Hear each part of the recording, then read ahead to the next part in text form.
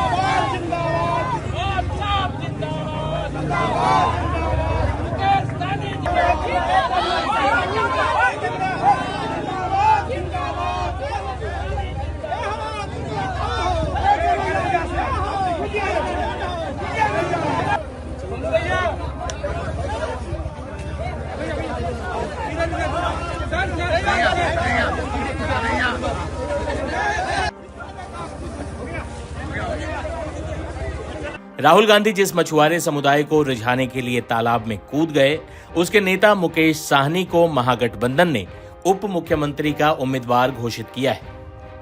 हालांकि ये मुकेश साहनी की जिद का नतीजा था, लेकिन राहुल गांधी ने इसके पीछे क्या सोच थी, ये भी बताया। साहनी जी ने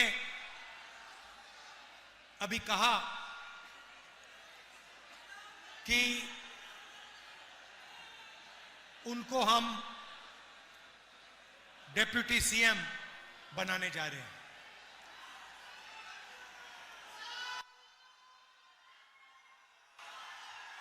इसके पीछे सोच है, वो मैं आपको बताना चाहता हूं। देखिए, बिहार में अलग अलग लोग रहते हैं, अलग अलग जात के, अलग धर्म के लोग रहते हैं। पिछड़ा वर्ग है, अति पिछड़ा वर्ग है, दलित वर्ग है, महादलित है, अल्पसंख्यक हैं, जनरल कास्ट हैं, अलग अलग लोग बिहार में रहते हैं। और महागठबंधन ने और हमने निर्णय लिया है कि जो सरकार बनेगी, महागठबंधन की जो सरकार बनेगी, उस सरकार में बिहार के सारे लोग शामिल होंगे। मैं उदाहरण देता हूं आपको। हमने सिर्फ, अगर मैं अति पिछड़ों की बात करूं, तो हमने सिर्फ सैनी जी को डेप्यूटी सीएम का दर्जा नहीं दिया है। हमने अति पिछड़ों के लिए एक मैनिफेस्टो, एक प्लान बनाया है। उनके आरक्षण के लिए, उनकी प्रोटेक्शन के लिए, उनके रोजगार के लिए हमने सोच समझकर, उनसे पूछकर हमने प्लान बनाया है। और हमारा काम वैसे ही होता है। हम चाहते हैं कि ये जो सरकार आए, जो आने वाली है, इसमें बिहार की आवाज सुनाई दे, बिहार के युवाओं की आवाज। आजकल क्या हो रहा है?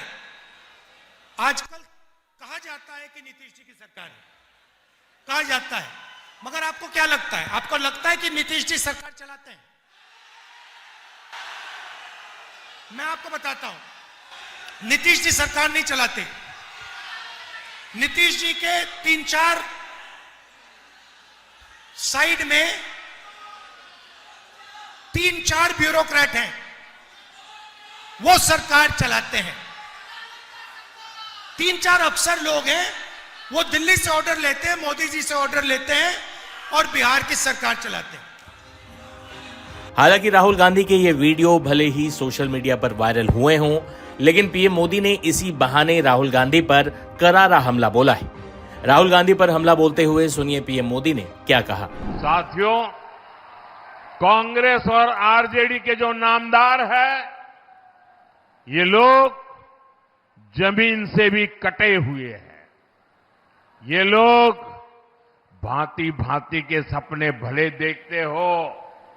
अब कांग्रेस के नामदार बिहार को लोगों को बता रहे हैं कि जब दिल्ली में उनकी सरकार बनेगी, अब देखिए ये देश उनको अब निकाल के रहने वाला है।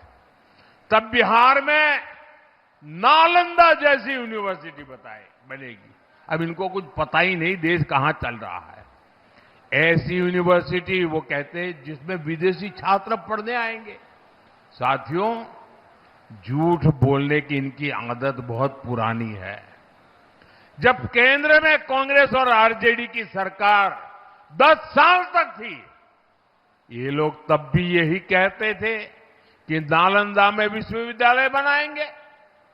केंद्र में 10 साल तक इन लोगों की सरकार रही, लेकिन उन्होंने कोई काम आगे नहीं बढ़ाया।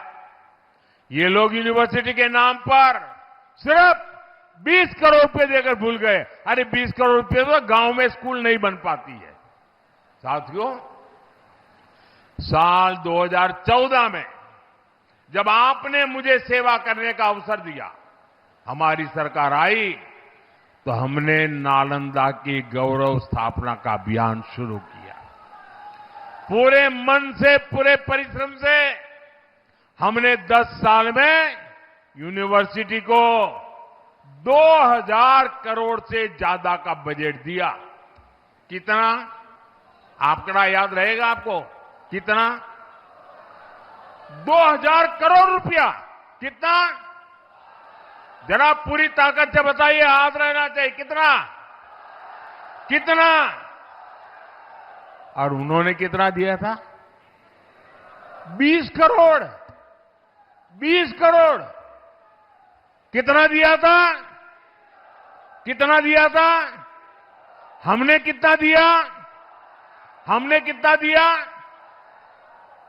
अब देखिए, 2000 करोड़ रुपया लगाया। आज हमने नालंदा विश्वविद्यालय का शानदार कैंपस बनाया। और आज मैं गर्व से कहना चाहता हूं, आज नालंदा यूनिवर्सिटी में 21 से ज्यादा देशों के विद्यार्थी वहां पढ़ रहे हैं। जिन लोगों ने बिहार में स्कूल, कॉलेज, यूनिवर्सिटी के कैंपसों में ताले लगा दिए थे, जिनके राज्य में ग्रेजुएशन करने में ही 5 साल 7 लग जाते थे, कुछ लोगों को तो 10-10 साल लग जाते थे, वो आज बिहार के लोगों को शिक्षा पर ज्ञान दे रहे हैं। जिस सहरसा में आदि शंकराचार्य जी और मंडन मिश्र जी का महान शास्त्र हुआ था, वहां से मैं युवाओं को विश्वास दिलाता हूं कि बिहार में शिक्षा का वही गौरव फिर से लौटेगा।